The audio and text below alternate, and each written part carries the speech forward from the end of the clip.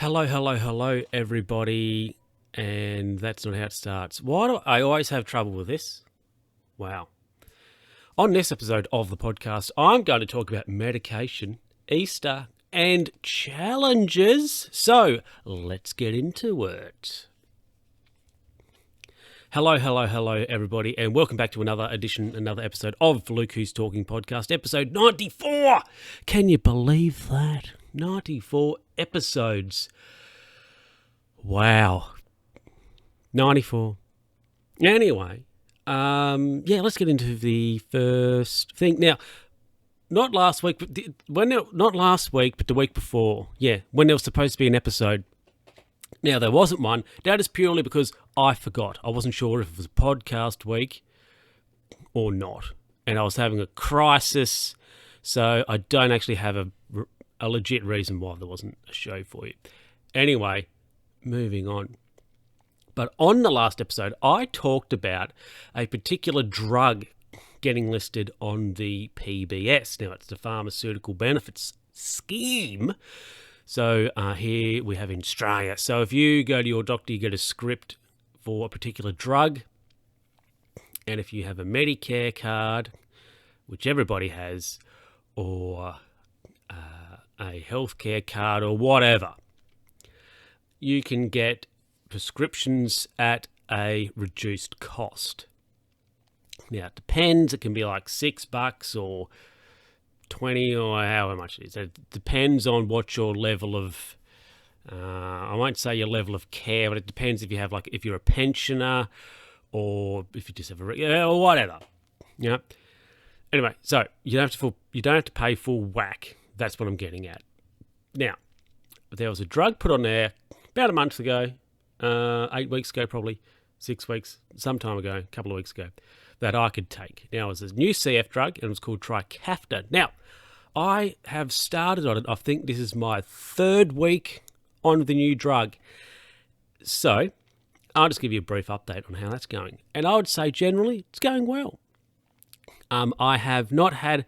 Now, I had a talk with the doctor, and they were like, oh, yeah, so these things might happen to you within the first sort of 24, 72 hours of taking the drug. So they said people are experiencing what they...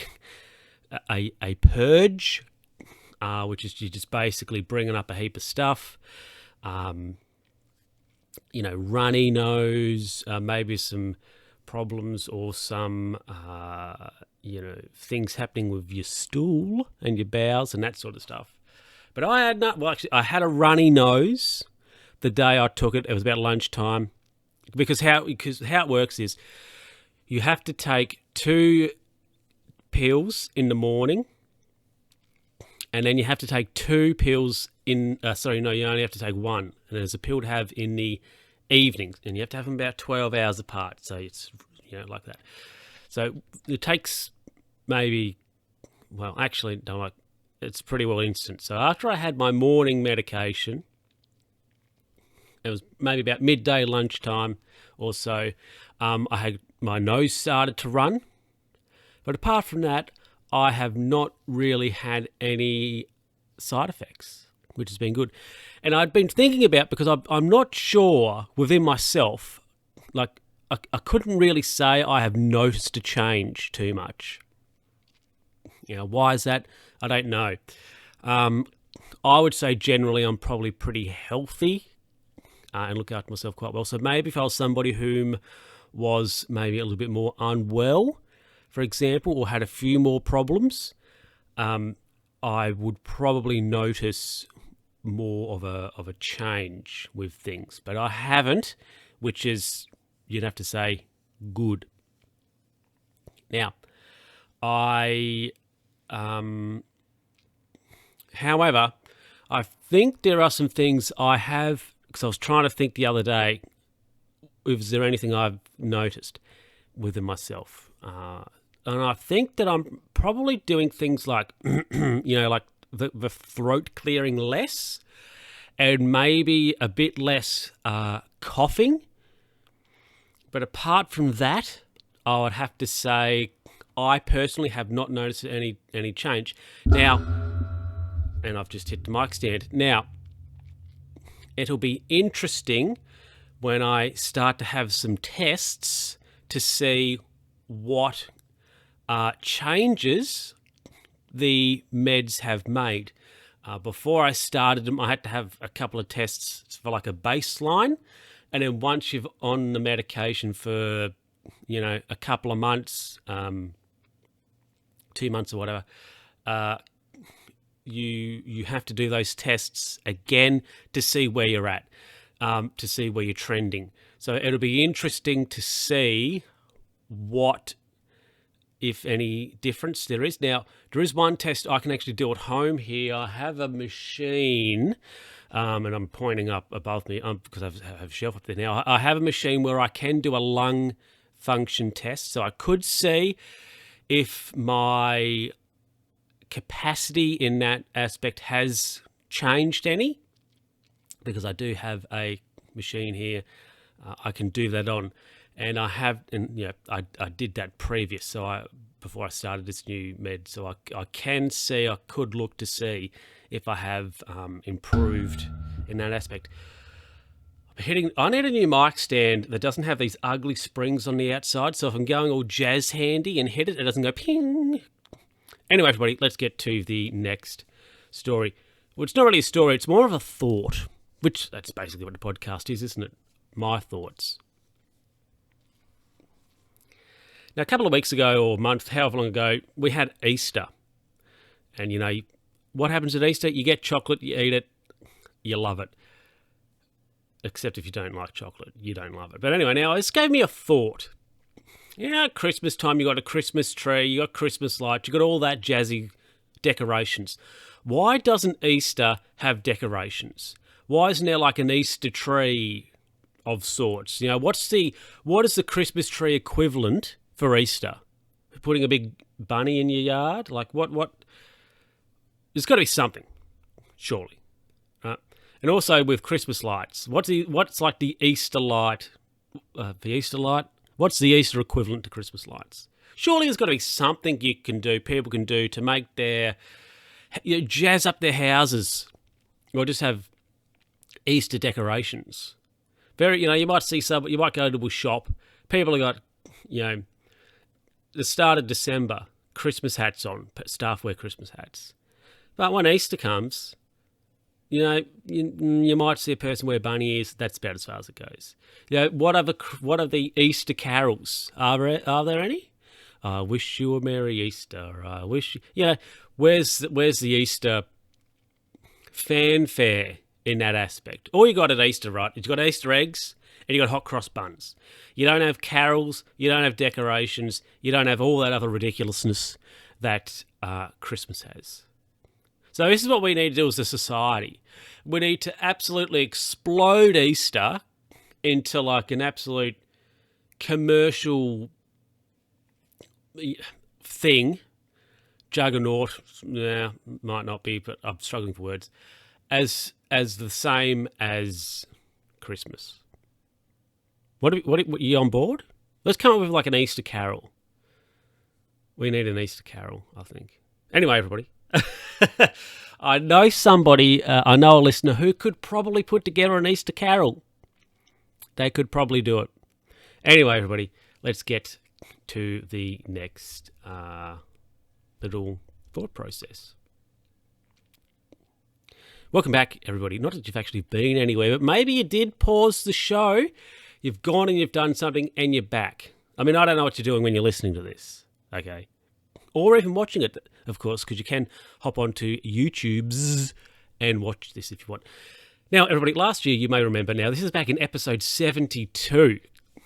During May, I did never going back to like the CF stuff, I did a challenge, the 65 Roses challenge. Now, this is where it's a bit of a fundraiser for the month of May for CF. Now, I did a challenge where I did ride 650 Ks on my bicycle.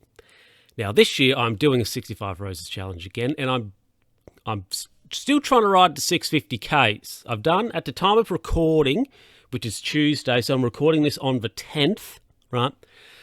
I've done 280. I believe I'm at 280Ks. So, yeah. Something else, because I did think, well, I'm just sort of doing the same challenge. How can I add some stakes to it? So I've decided as well that I'm going to try and better or do my longest ride. Now, my longest ride currently is 113 kilometres. So I'm going to probably try and do a 120 at some point. I'm not sure when. I will have to figure out when I'm actually going to try and do that. Maybe on a weekend sometime. I'll have to do a map out a route. I'm just trying to think if I could ride, say, from my house to Westbury, for example. That's one for the local listeners, and back home. Could be interesting. I might have to map something out. So that could be a thing to do. Maybe. I don't know how far that'd be. I'll have to check. Yes. Anyway, so that is something I'm trying to do.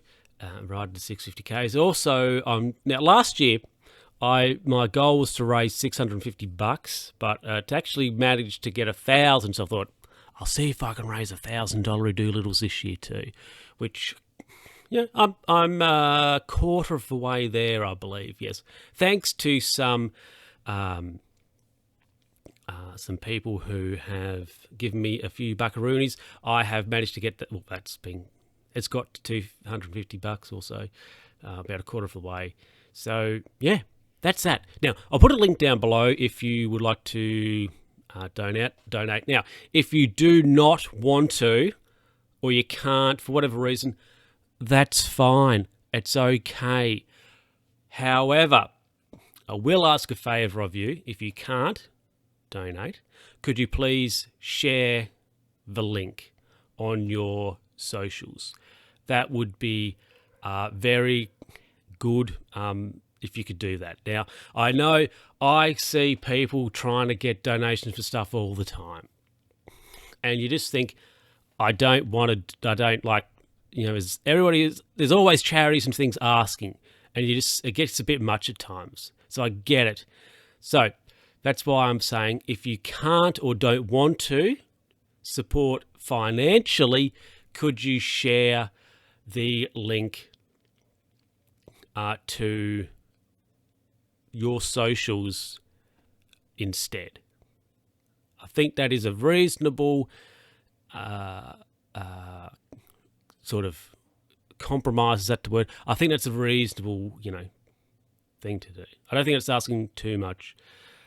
So it's like, well, if you can't support in a financial aspect, can you please do this for me instead? I think that's okay. Anyway, everybody, let's wrap it up. Well, that is it for this episode of the podcast. I hope you enjoyed listening. I hope you enjoyed looking at it. It's not very great to look at.